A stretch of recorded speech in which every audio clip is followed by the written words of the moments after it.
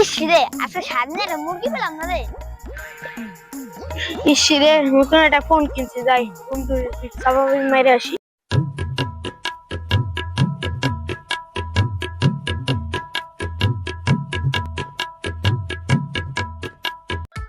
বন্ধু, কি খবর?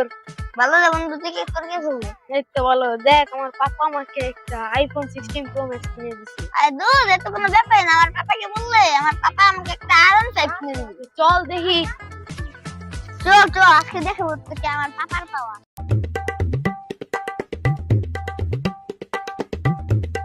পাপা, কি রে গোলামের ভূত, কি হয়েছে এদিকে আয়। আমাকে একটা আয়রন সাইজ কিনে দাও।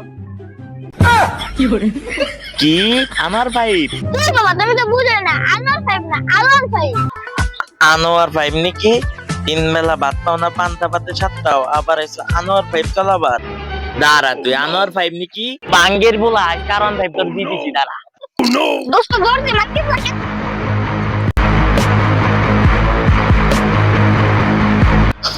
মাঙ্গের পোলা ভাত পায় না, আবার আনোয়ার ভাইব চলাবাইছে, যা।